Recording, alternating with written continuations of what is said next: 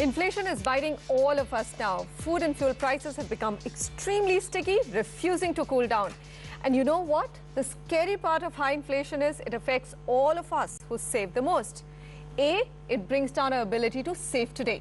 B, this is really, really bad. It eats into our savings or erodes its values for tomorrow.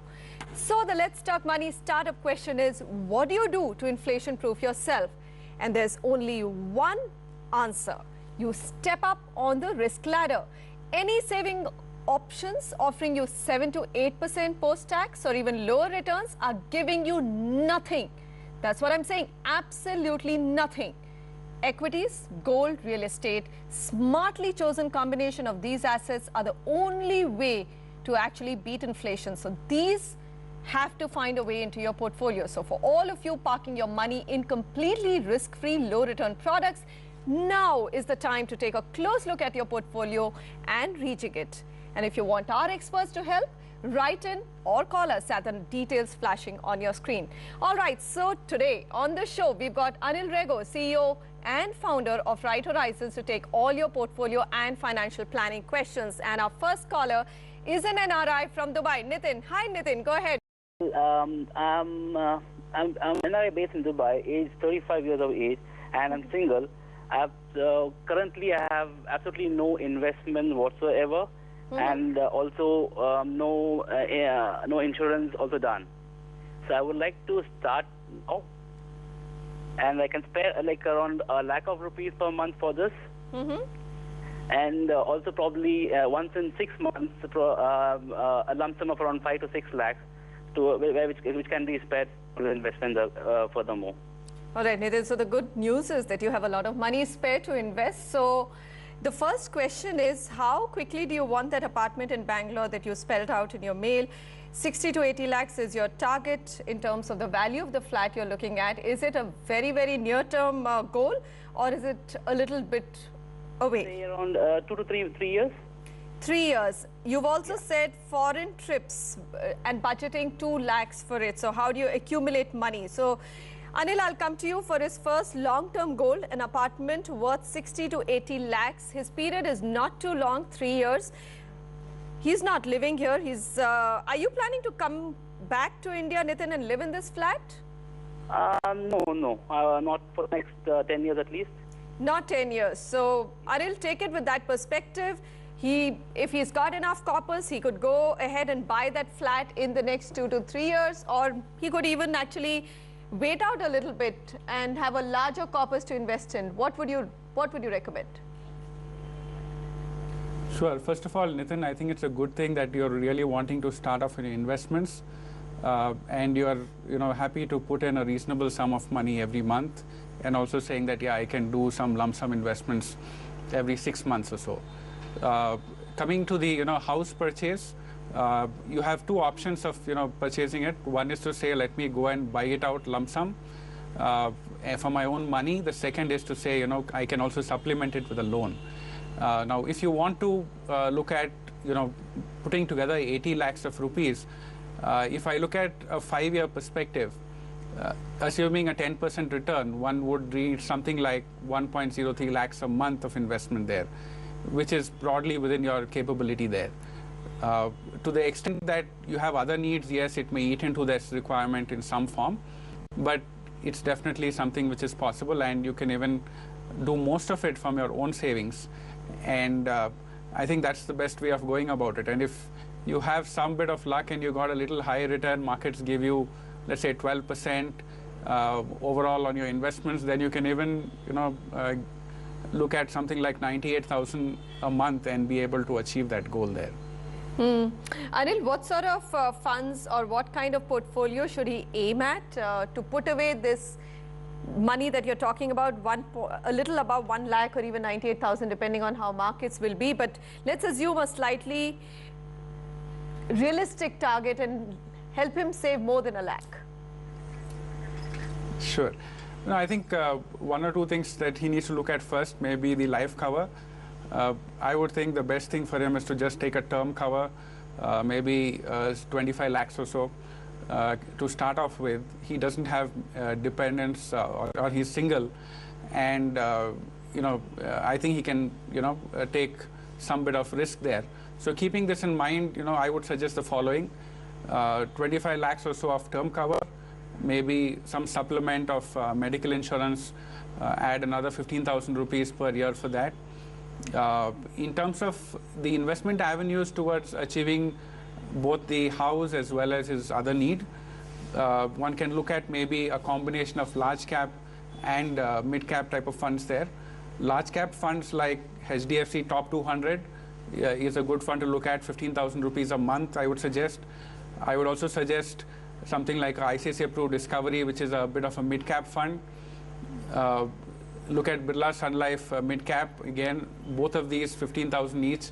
So these three funds say about 45,000 rupees a month. I would want to also diversify a little bit into gold. And again, because he can take some bit of risk, I would suggest one of the gold mining funds like DSP BlackRock World Gold Fund, maybe 10,000 rupees into that. A balanced fund like a HDFC Prudence is a good idea, maybe 10,000 rupees into that as well.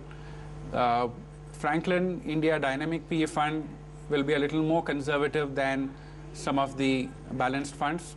One could look at something like 13,500 or so into that particular need. And for his other need, which he's actually mentioned in terms of his vacation there, something like 19,000 rupees a month is what one would need to set aside to be able to achieve that. And one can do that in liquid plus funds like Tata Money Market or DSP BlackRock Money Manager, or both of them, maybe in equal proportion there. So that will take care of his overall 1 lakh a month. All right, Anil, just one question. You've recommended a term cover for him, but he's a single person. So is that still required, and why do you think so? See, I think, it is good to have some bit of cover there. I think every individual, maybe one would have parents. It's also from a perspective that over a period of time, maybe one gets married, there are dependents there. It's best to have some marginal cover there. And anyways, this is not a really, costly proposition there. Something like 15,000 rupees a year is what one is suggesting towards, this particular requirement. Fair enough. There you have your answer, Nitin, both in terms of how do you actually go ahead and save for that dream house of yours in Bangalore, and the other big question, 2 lakhs for your vacation. Next caller online, Saket Wagh. He's calling us and just 1 second. Let me redo this again. All right. Next caller online is Saket Wagh. Saket is joining us from Pune. Saket, you've sent us an extensive mail and tons of questions, an entire list of your expenditure, savings, investments. So let's just focus a little bit and let's start with your home purchase questions. One is your home loan question. You're using a lot of surplus to repay your home loan and you wish to purchase a new one, isn't it? Right. Okay, so how much of your surplus is going towards repaying this home loan? Usually on a monthly basis, if I'm saying, say, 30,000 odd, so I tend to repay most of it into the home loan and usually would not invest much into the SIP. So my whole target is to reduce the overall spam of the current home loan. So I just wanted to understand if this is a right approach, and if not, then what should be the percentage in which we should divide, partly into the home loan and partly into the investment front. Saket, what's the aim of prepaying your home loan so aggressively? You're just 30, you've got age on your side. Are you uncomfortable with the debt that you have? Yeah, that's more of a psychological. I would say that I do not want to have a big liability on my part. So that is one front, and the other part is, I would want to invest more on the real estate. So if I can reduce something here, I can once again start something 5 years or 6 years down the line. All right, so you also wish to purchase a new home or another home 5 to 6 years down the line. Anil, it's a curious case. If you look at his SIPs, they're just about 18,000 odd is going into SIPs, 30,000 plus is going into repaying of home loan. Money is all about what you're comfortable with, isn't it? So there's really no right answer to the strategy he's doing. It seems to be all right if it's giving him that comfort factor. Sure. First of all, I would like to congratulate Saket for actually giving such wonderfully detailed inputs, on his whole portfolio there and his requirements, etc. I think this is very important for any investor to be able to, keep track of his investments there. And I believe that's, really very important towards actually achieving your goal. One is to do your financial planning, etc., and look at what your needs are, but tracking it and, keeping track of how you're spending and your investments is actually going to go a long way. Coming back into, his point of, should he be repaying his home loan? I think, it's important to have a diversified asset base.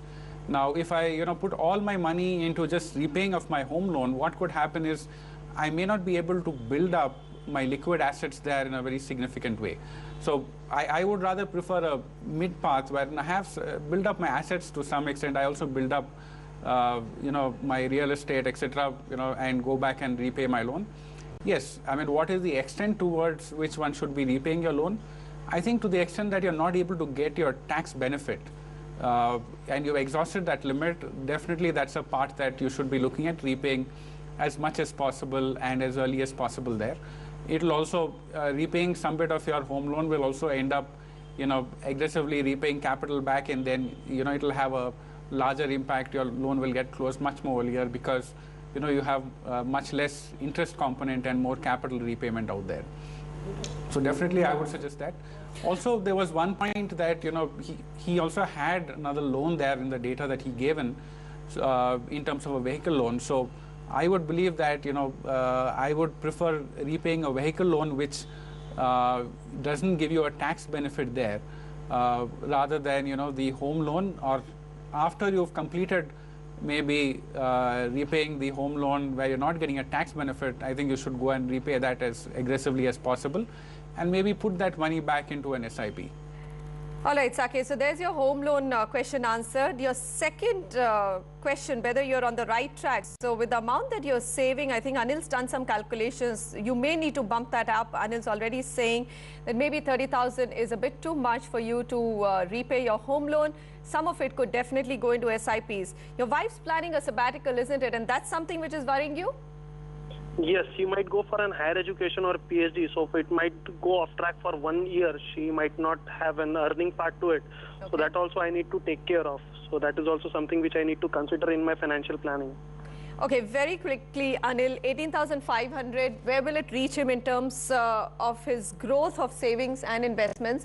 And number two, how can he cover up for his wife's sabbatical? Sure.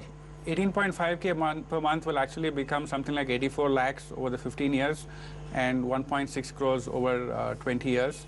So existing investments also would grow there, become 13.4 and 21 lakhs respectively there. And what's the rate of return we've taken? We've taken a 10% type of return there. All right. Just to be a little conservative. Yeah.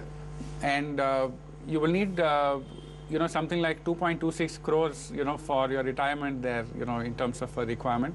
So I think it would be a little deficit there, but one would build that up over the, years, so that's not an issue.